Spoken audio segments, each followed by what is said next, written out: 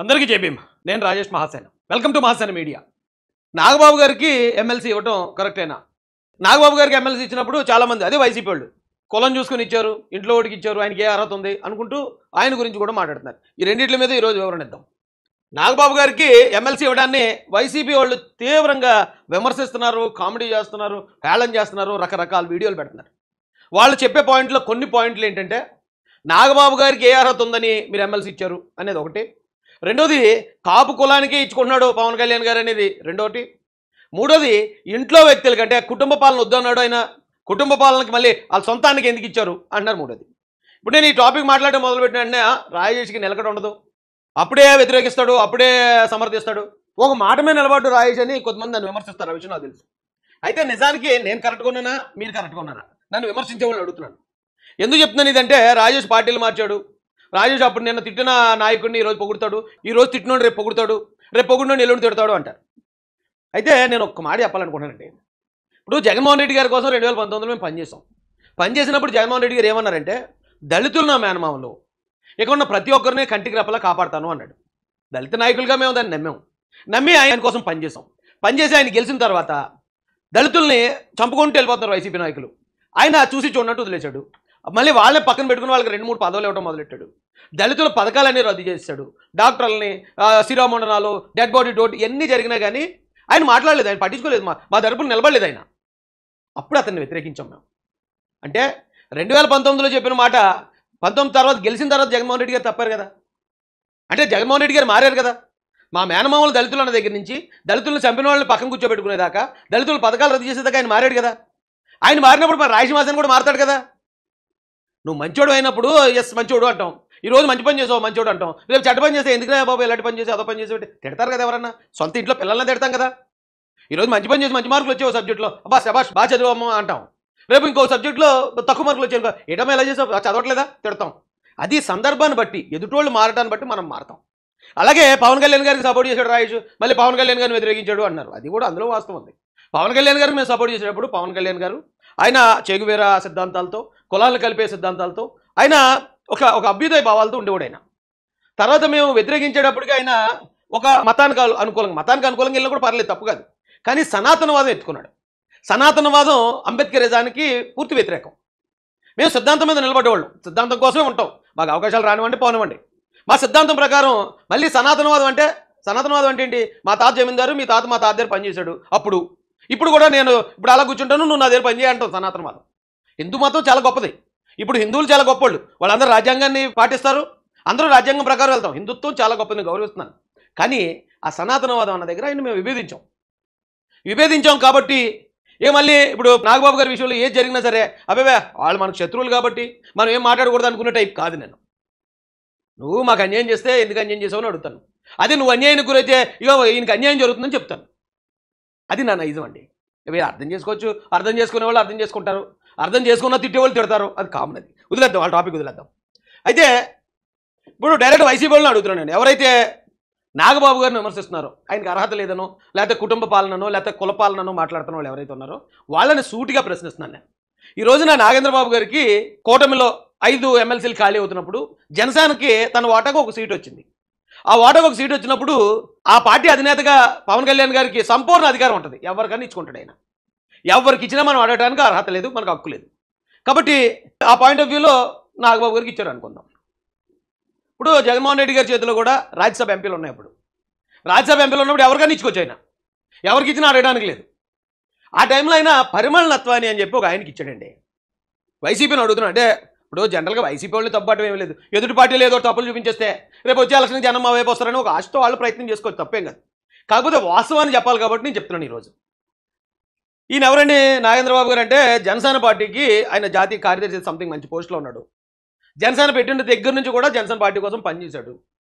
ఆయన 2014లో నరసాపురం పార్లమెంట్ నియోజకవర్గానికి జనసేన పార్టీ అభ్యర్థిగా పోటీ చేశాడు. 21% ఓట్లు వచ్చాయి.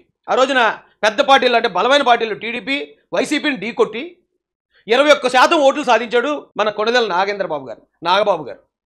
అంటే ఆయన అప్పుడు ప్రజలు కూడా 21% ప్రజలు యాక్సెప్ట్ చేశారు. అంటే జనరల్గా 3 పార్టీలు ఢీకొన్నప్పుడు 30% ఎవరికి గెలిచేసినట్టే. దాదాపు 21% మంది ఓట్లేశారు. అప్పుడే వెళ్ళాడు, అప్పుడే కొత్త పార్టీ. అప్పుడే కొత్తగా ఆయన రాజకీయాల్లోకి వచ్చాడు. అయినా కానీ 21% ఓట్లు సాధించుకుని ఒక లీడర్గా ఆయన ప్రూవ్ చేసుకున్నాడు. తర్వాత కూటమి పొత్తు కుదిరిన తర్వాత పవన్ కళ్యాణ్ గారి తర్వాత నాదెండ్ల మనోహర్ గారి తర్వాత నాగేంద్ర బాబు గారి పేరు వినిపించేది జనసేనలో. ఖచ్చితంగా ఎమ్మెల్యే కానీ ఎంపీ కానీ వాళ్ళకి వచ్చిన వాటా 21 సీట్లు ఏదైతే ఉందో అందులో ఖచ్చితంగా ఆయన పోటీ చేసి ఉండాలి. పోటీ చేస్తాడని అన్నారు కూడా. అనకాపల్లి నుంచి ఎంపీ ఇస్తాడన్నారు. ఎంపీ ఇస్తారన్నది ఏదో పొత్తులో భాగంగా బీజేపీకి వెళ్ళింది అన్నారు. అక్కడ త్యాగం చేశాడు. తర్వాత ఆయన ఎక్కడ ఎమ్మెల్యేగా పోటీ చేసినా కూడా గెలిచేసి ఉండేవాడు. ఎందుకంటే మొన్న కూటమి హవా అలాంటిది. ఆయన ఎమ్మెల్యేగా పోటీ చేసి గెలిచేసి ఉంటే ఆయనకి మినిస్టర్ ఇస్తే ఎవరో ఏ ఆక్షేపణ చేయరు. ఎందుకంటే జనంలోంచి వచ్చాడు కాబట్టి ఆయనకి మినిస్టర్ ఇచ్చినా ఎవరో అబ్జెక్ట్ చేయడానికి కూడా లేదు. అయితే ఆ ఎంపీ సీట్ని ఆయన కూటమి కోసం త్యాగం చేశాడు. ఎమ్మెల్యేగా పోటీ చేసే అవకాశం ఎక్కడైనా ఉన్నా కూడా సరే వచ్చిన సీట్లు తక్కువ కాబట్టి మరి కుటుంబ పాలన అంటారు, ఇది అన్నదమ్ముల ఇద్దరు పోటీకి దిగిపోయారు అంటారేమో, కాబట్టి నేను వెనక తగ్గుతున్నానని ఆయన అన్నాడు. అలాగే పవన్ కళ్యాణ్ గారు కూడా యాక్సెప్ట్ చేసి వేరే వాళ్ళకి ఎమ్మెల్యే సీట్లు ఇచ్చారు. 2 సార్లు ఆయన త్యాగం చేశాడు. ఆల్రెడీ త్యాగం చేసిన తర్వాత ఇప్పుడు నామినేటెడ్ పోస్ట్ ఎవరన్నా ఎవరికైనా ఇవ్వచ్చు. ఆల్రెడీ నరసాపురం ఎంపీగా ఓ లీడర్గా 21% ఓట్లు సాధించి ఒక లీడర్గా ఎస్టాబ్లిష్ అయ్యాడు. జనసేన పార్టీ కోసం ఎన్నో మీటింగ్లు పెట్టాడు. జనసేన పార్టీ బాధల్ని సోషల్ మీడియా వేదికగా వినిపించాడు. ఎంతో మందితో ఆయన కూడా అవమానాలు పడ్డాడు. చాలా చోట్ల క్యాడర్కి ధైర్యాన్ని నింపాడు. చాలా మీటింగ్లు కండక్ట్ చేశాడు నాగబాబు. అంత అర్హత ఉన్న ఆయనకి ఎమ్మెల్సీ ఇవ్వటమే తప్పు అయితే మరి జగన్ గారి పరిమళత్వానికి ఇవ్వడానికి ఏంటి? ఏ లక్షణం చూసి ఇచ్చారు? ఈయన ఇంకా జనసేన పార్టీ కోసం పనిచేశాడు. జనసేన పార్టీలో పదవి ఉంది.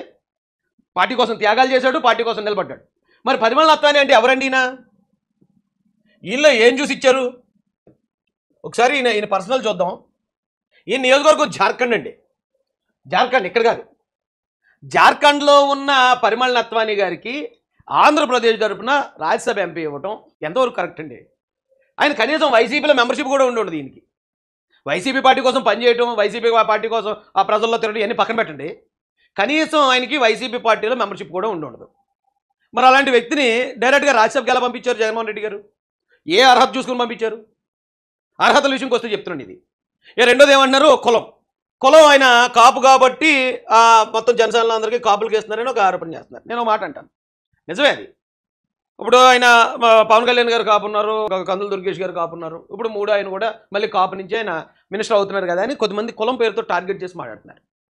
ఆ విషయంలో నేను పవన్ కళ్యాణ్ గారిని అప్రిషియేట్ చేస్తున్నాను. ఎందుకు అప్రిషియేట్ చేస్తున్నానంటే ఒక పార్టీ మనుగడకి, ఆ పార్టీ కష్టకాలంలో నిలబడ్డ కార్యకర్తలు, నాయకులు ఎవరో ఖచ్చితంగా నాయకుడు గుర్తించి తీరాలి. అతను కులమో మతమో దానికి అడ్డు రాకూడదండి. ఎందుకంటే ఎంతమంది ఎన్ని రకాలుగా అనుకున్నా మీ వెనకిచ్చుకున్నావు, నీ కులమడికి ఇచ్చుకున్నావు అని 100 మంది 100 రకాలుగా అనుకున్నామంటే వన్ సైడ్ నిలబడైనా నాగేంద్రబాబుకి ఇచ్చారు. అలా ఉండాల్సిందే. మా ఎదిరింటోడు ఏదో అనుకుంటాడు, మా పక్కింటోడు ఏదో అనుకుంటాడు, ఈయనకి పదవి అవ్వకూడదని ఆలోచించే నాయకుల కన్నా 100 రెట్లు బెటర్ ఈ విషయంలో పవన్ కళ్యాణ్ గారు. ఎందుకంటే పార్టీ కోసం ఆయన పనిచేశాడు, త్యాగం చేశాడు, నిలబడాల్సినప్పుడు నిలబడ్డాడు, వెనక్కి తగ్గాల్సినప్పుడు వెనక్కి తగ్గాడు. అన్ని రకాల క్వాలిటీస్ ఉన్నాయి. మా అన్న అయినంత మాత్రాన, మా కులస్తుడు అయినంత మాత్రాన అర్హతలు ఉన్నవాడిని దూరం పెట్టకూడదని చెప్పి ఆయన ఈ నాగబాబు గారి విషయంలో నిలబడడం మాత్రం ఖచ్చితంగా మహాసేన మీడియా నుంచి అప్రిషియేట్ చేస్తున్నాం. నేను లోకేష్ గారి విషయంలో కూడా ఇదే చెప్పాను. ఆయన చంద్రబాబు నాయుడు గారి కొడుకు అయినంత మాత్రాన ఆయనకున్న అర్హతను తగ్గించొద్దు. ఆయనకు అర్హతను బట్టి అవకాశం ఇవ్వాలి. పెద్ద పాదయాత్ర చేశాడు, ముఖ్యమంత్రి స్థాయి వ్యక్తి అయిందని చెప్పి అప్పుడు కూడా నేను ఆయన పట్ల అలాగే నిలబడ్డాను. ఇప్పుడు అదే చెప్తున్నాను ఈ విషయంలో కూడా. ఇక్కడ కులం ఒకవేళ నిజంగా అదే అనుకుంటే జగన్మోహన్ రెడ్డి గారు 2014లో విజయం గారిని నిలబెట్టారు వైజాగ్ ఎంపీగా. అంతకుముందు కూడా ఆవిడ ఎమ్మెల్యేగా నిలబెట్టారు. మరి విజయం గారికి ఏ అర్హత ఉంది? మరి ఆవిడ కూడా కుటుంబ సభ్యురాలకు వచ్చినట్టే కదా. రాజశేఖర రెడ్డి గారి వైఫ్ అని ఒకే ఒక అర్హత కదా ఆవిడ కూడా ముందుకు వచ్చినట్టు. అంటే కుటుంబ నిజంగానే అది తప్పు అయితే, ఇప్పుడు నిజంగా చెప్పాలంటే నేనైతే పార్టీ కోసం కనీసం పనిచేశాను. విజయం గారు ఏం పని చేశారు అంటే మీరు చేస్తే అది రైటు, ఎదుటోళ్ళు చేస్తేమో దాన్ని బోధాదులు పెట్టి చూపిస్తారు. తప్పు కదండి ఇది. మూడోదిగా కులం చూసి అంటున్నారు. నిజంగా ఒకవేళ కులం చూసి ఆయన మరి జగన్మోహన్ రెడ్డి గారు ఇవ్వలేదా 42 మంది సలహాదారులు ఎవరు? ఏ కులానికి చెందిన వాళ్ళు ఎక్కువ మంది ఉన్నారండి ఆ రోజు? ఈ మొత్తం రాష్ట్రాన్ని 3 ముక్కలుగా చేసి ఒక ముక్కనేమో వైవి సుబ్బారెడ్డి గారికి, మరో ముక్క సజ్జల రామకృష్ణారెడ్డి గారికి, ఇంకో ముక్క విజయసాయి రెడ్డి గారికి. ఎవరు వీళ్ళందరూ? ఏ కులస్తులు? కులం చూసి పరిపాలించింది, కులాన్ని చూసి కులాన్ని అభివృద్ధి చేసుకోవాలనే ప్రయత్నం చేసుకోవాలి మీరే కదా. మీరు మళ్ళీ ఎదుటోళ్ళని అనడానికి ఏ అర్హత ఉంది మీకు అని అడుగుతున్నాను. ఇంకా చెప్పాలంటే కాపు కమ్యూనిటీ అనేది రాష్ట్రంలో బలమైన సామాజిక వర్గం. వాళ్ళ కులానికి తగ్గ అవకాశాలు ఇప్పటికి ఇంకా రాలేదు, వాళ్ళు పూర్తిగా అందుకోలేదు. వచ్చిన ఒక 3 ఎమ్మెల్యేలు లేదా 3 మంత్రులను పట్టుకుని మొత్తం కులానికి ఏదో మేలు జరిపోయింది అన్నట్టు మాత్రం దయచేసి ఎవరో కూడా ప్రొజెక్ట్ చేయొద్దండి. అది చాలా పెద్ద కమ్యూనిటీ, చాలా పెద్ద జనాంగం. నిజం చెప్పాలంటే వాళ్ళ జనానికి తగ్గ అర్హతలు వాళ్ళు కల్పించాలంటే ఇంకా చాలా పదవులు ఇవ్వాలి. వాళ్ళ జనానికి తగ్గ అవకాశాలు కూడా ఇంకా పూర్తిగా పొందని వర్గాల్లో ఎస్సీలు, బీసీలే కాదు కాపులు కూడా ఉన్నారు.